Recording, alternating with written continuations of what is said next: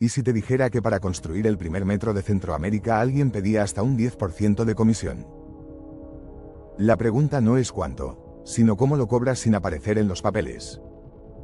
Ahí entra Mauricio Cort García, el tipo que convertía comisiones en facturas y sobornos en honorarios profesionales. Sociedades fantasma, paraísos fiscales, transferencias que por separado parecen normales, pero juntas dibujan una cifra escandalosa: 178 millones de dólares. Pero todo ese dinero sucio no desaparece, se convierte en propiedades de lujo. Hoy en Abogánster TV, te explico el mecanismo que usaban altos cargos para no dejar rastro. Panamá, 2 de noviembre de 2010.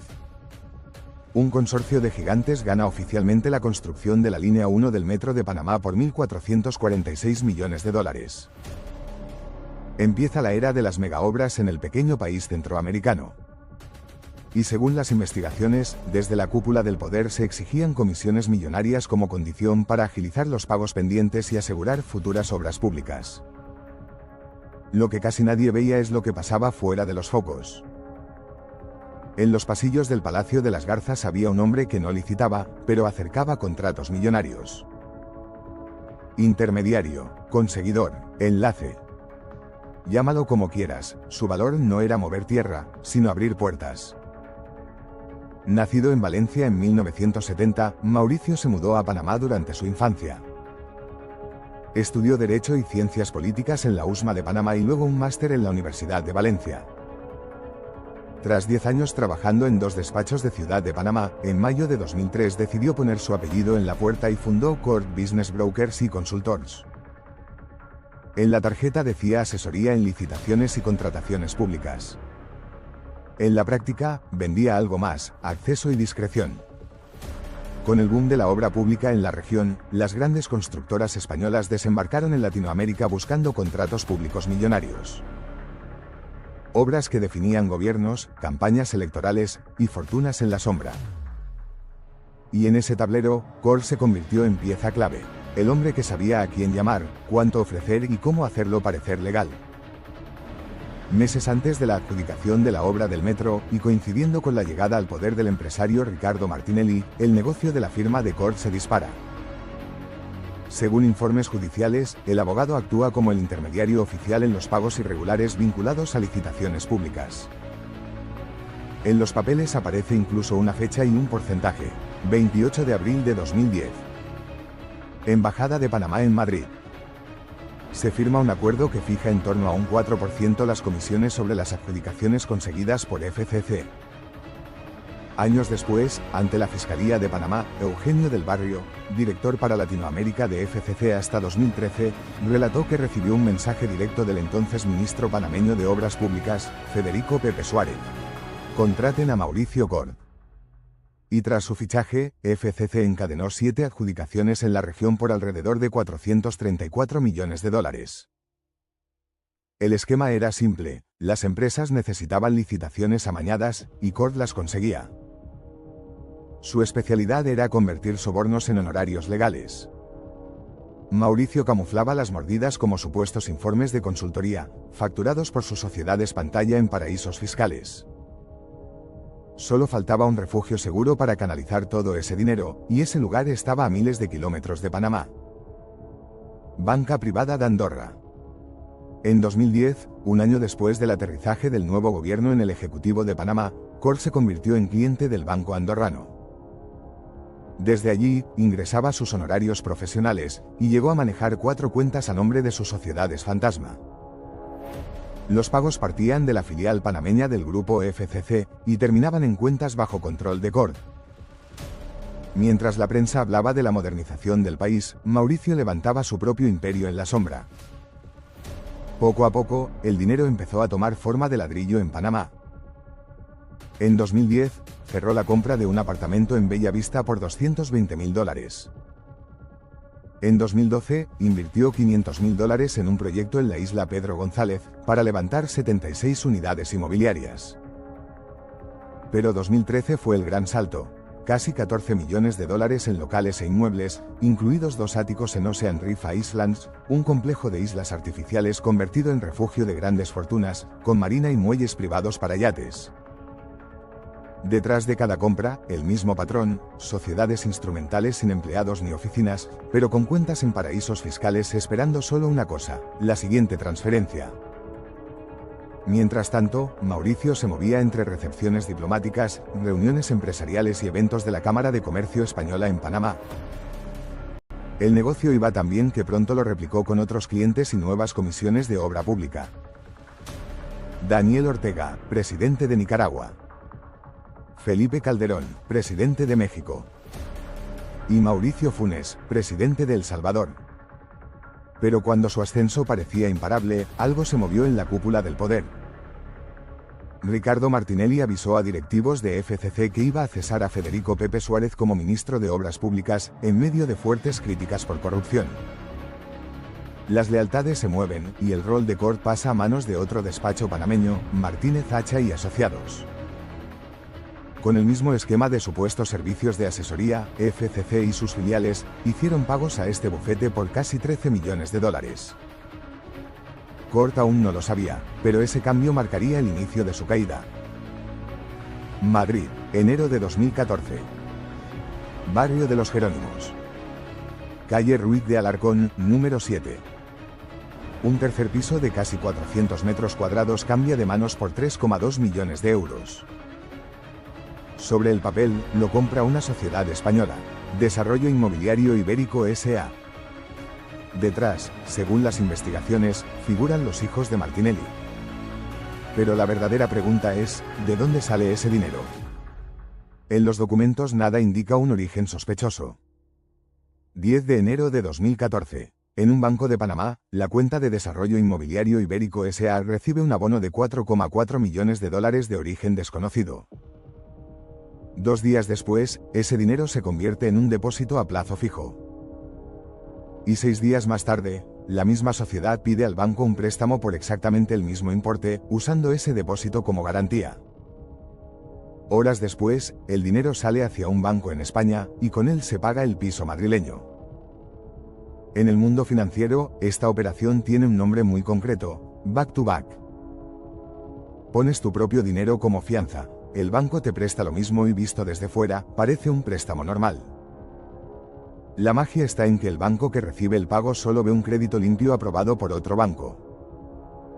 De esta forma se maquilla el origen del dinero y baja mucho las probabilidades de que salten las alarmas de blanqueo. En resumen, parece un préstamo cualquiera, pero en realidad estás usando un crédito para blanquear tu propio dinero. Y aquí viene el detalle clave. Esta operación en Madrid se hace cuando uno de los bancos que movía el dinero de Mauricio ya le había cerrado la puerta tras marcarlo como cliente de alto riesgo de blanqueo. Para entender por qué, hay que volver a Andorra. En las mismas cuentas del BPA que ya usaba para cobrar de FCC, empiezan a aparecer movimientos vinculados a Odebrecht, entonces el mayor contratista de Latinoamérica, y que años después será el epicentro de la mayor red de sobornos de la región. Esos movimientos son la última pieza del engranaje financiero con el que bajo la pantalla del Metro de Panamá, FCC y Odebrecht inflan el precio del acero en unos 83 millones de dólares.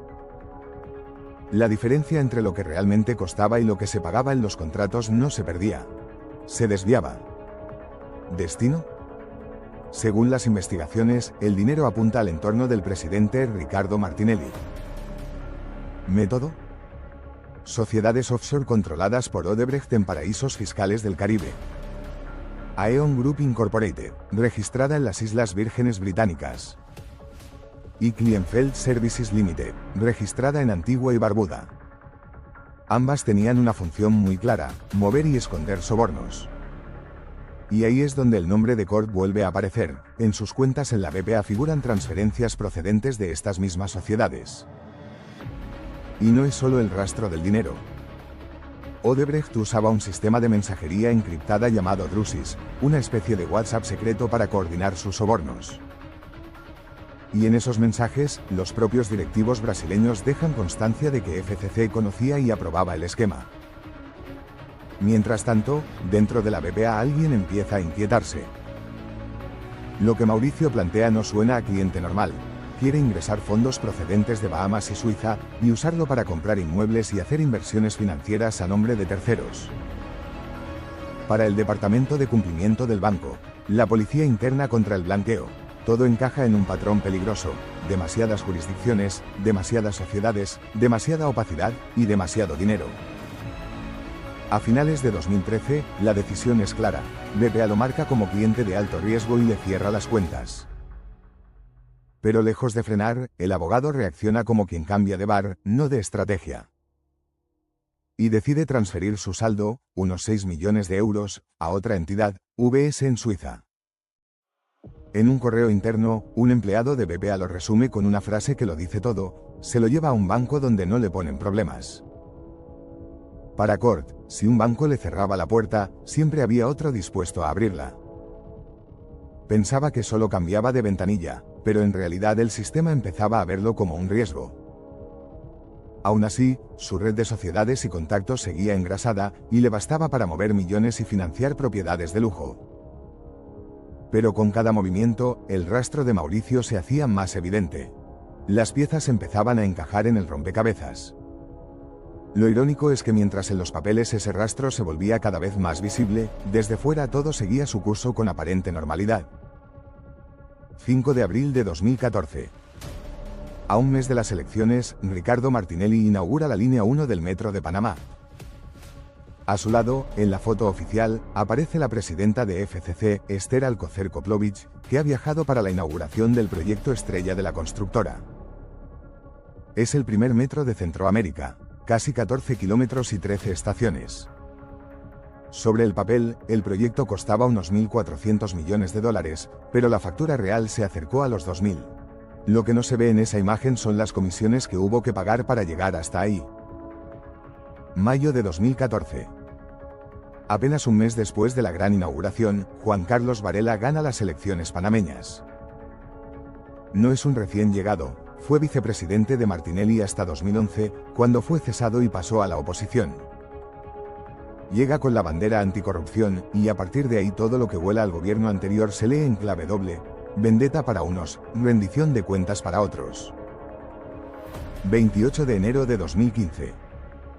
La Corte Suprema admite la primera causa penal contra Martinelli. Ese mismo día, el expresidente abandona Panamá en su avión privado rumbo a Guatemala. Se dirige a una sesión del Parlamento Centroamericano, el Parlacen. No es un viaje cualquiera. Meses antes, apenas un día después de dejar la presidencia, ya había viajado a Guatemala para jurar como diputado y blindarse con la inmunidad del cargo. Y por si acaso, ya no vuelve a Panamá, se instala en Miami, desde donde hará oposición a distancia, en modo prófugo. Allí cree estar a salvo, pero en Panamá, el nombre de Odebrecht empieza a incomodar. Organizaciones civiles y antiguos funcionarios presentan las primeras denuncias, y la Fiscalía abre las primeras investigaciones formales contra la constructora brasileña. Por ahora, todo ocurre entre expedientes y sellos oficiales. Nadie imagina aún el terremoto político que se acerca. Marzo de 2015. El Departamento del Tesoro de Estados Unidos, a través de su unidad antiblanqueo, fulmina a banca privada de Andorra. La acusa de ser una lavadora de dinero, mafias rusas, tramas venezolanas ligadas a la petrolera estatal PDVSA y redes chinas como la de Gao Ping. El mensaje es claro: el banco ha abierto cuentas a personas políticamente expuestas sin los controles debidos. En la práctica, es una pena de muerte bancaria. Aún así, los métodos de Odebrecht aún no aparecen en los papeles de Washington. Pero cuando Andorra interviene la entidad, los investigadores empiezan a levantar las alfombras.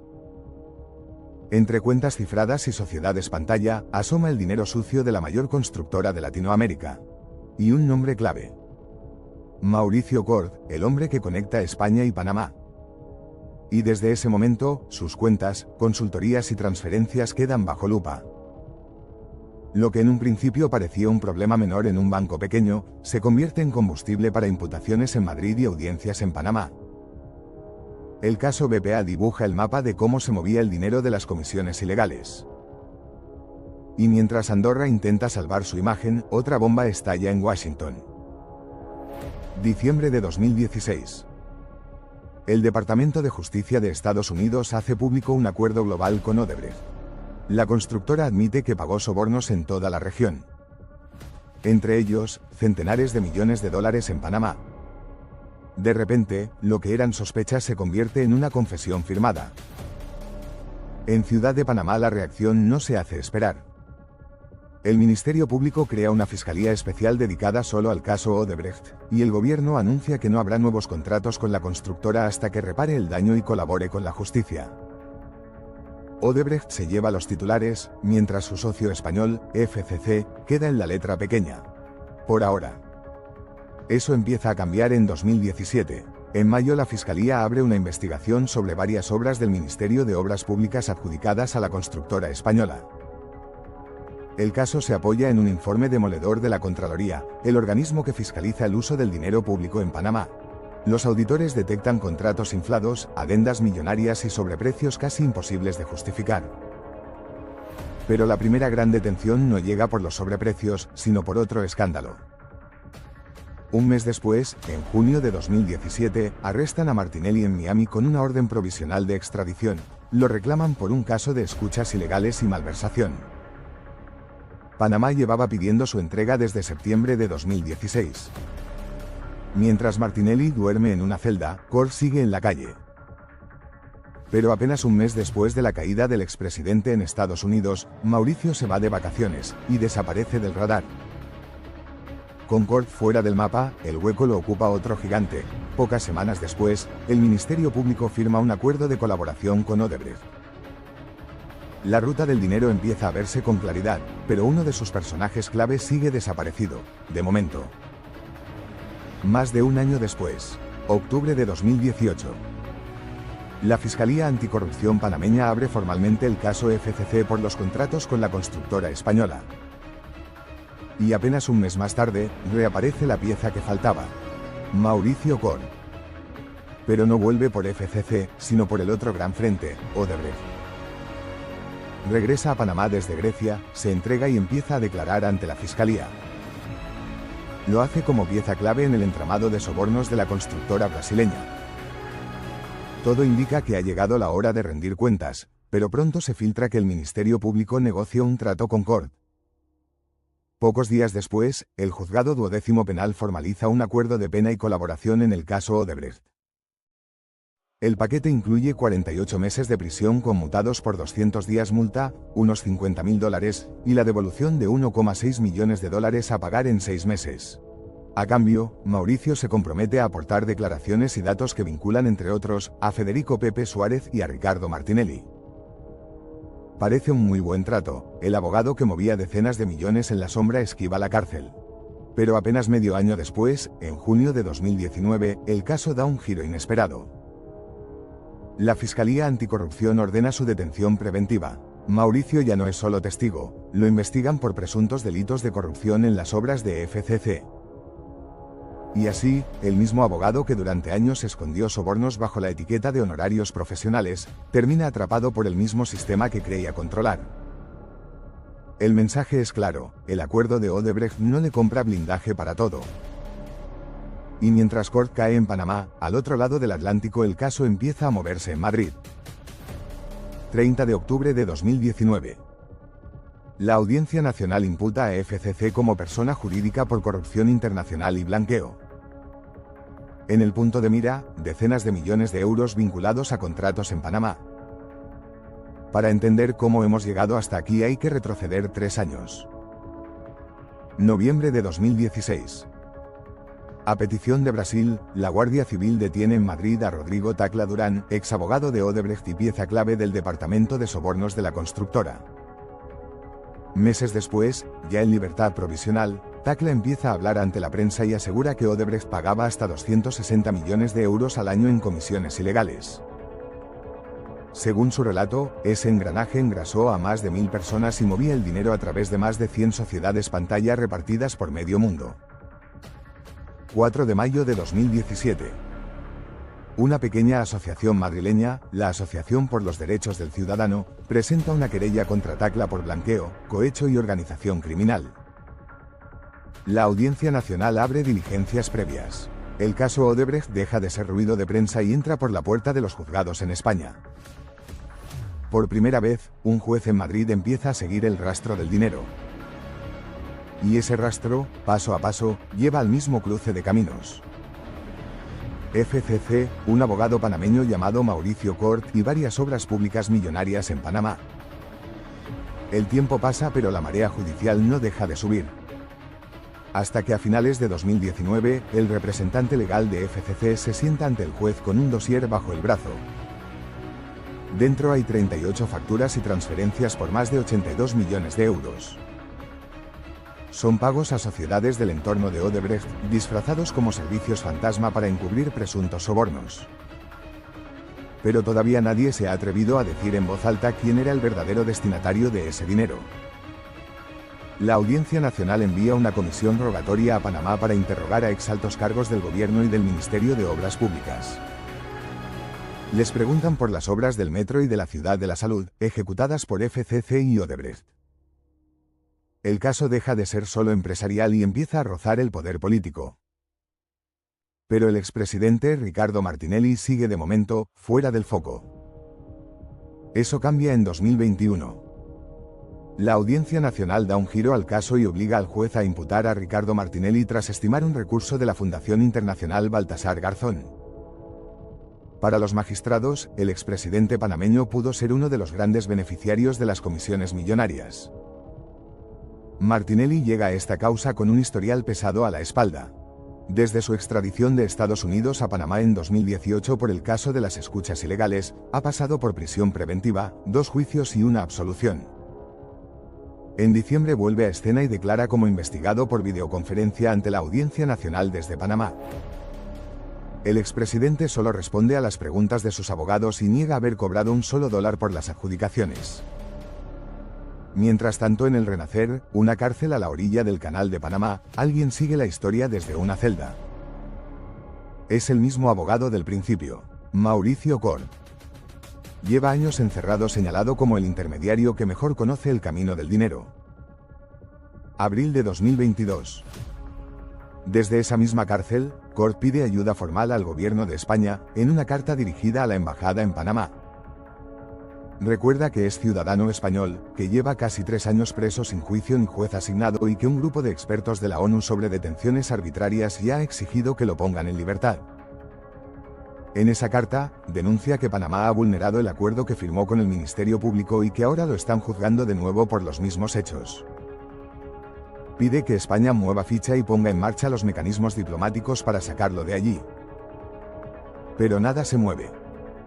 Junio de 2023. La UCO de la Guardia Civil entrega un informe que cambia la escala del caso en España.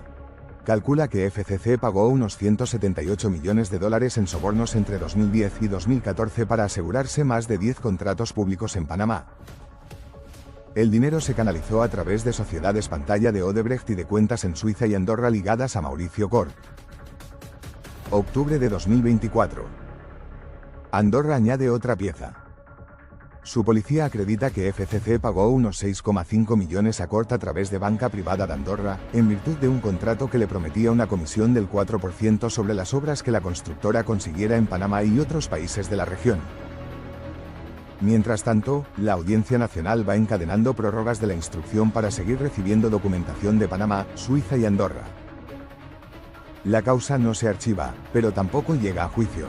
Se queda en esa zona gris en la que un caso es demasiado grande para cerrarlo, y demasiado incómodo para sentarlo ya en el banquillo. Febrero de 2025. La Fiscalía panameña envía a la Audiencia Nacional la confesión escrita de Mauricio Cort. En ese documento, el abogado reconoce que FCC y Odebrecht lo utilizaron para triangular comisiones ilegales hacia Ricardo Martinelli y el exministro de Obras Públicas Federico Pepe Suárez, y admite haber recibido en una cuenta en Andorra unos 7,5 millones de dólares procedentes de sociedades controladas por Odebrecht, para, según sus propias palabras, personas políticamente expuestas. Parte de esos fondos, añade, se habrían usado para comprar el piso de lujo en Madrid vinculado a la familia del expresidente. La pieza encaja, por fin, en el dibujo que llevaba años persiguiendo la UCO. Sobre el papel, el triángulo queda claro: FCC paga, Cort canaliza y la cúpula política panameña se beneficia. Pero hay un detalle que hace la historia aún más incómoda. Mientras el intermediario que ayudó a mover las comisiones se consume en una celda panameña en mayo de 2025, el expresidente Ricardo Martinelli firma un acuerdo de asilo político con Colombia y aterriza en Bogotá para seguir su vida en libertad. A día de hoy, el procedimiento contra FCC y varias de sus filiales en la Audiencia Nacional sigue en fase de instrucción, sin fecha de juicio. Este caso no es una historia del pasado, sigue escribiéndose en tiempo presente. La única incógnita es si algún día veremos a todos los protagonistas explicando estas cifras bajo los focos de una sala de vistas, o si el rastro de esos 178 millones acabará perdiéndose, otra vez, entre jurisdicciones, plazos y silencios.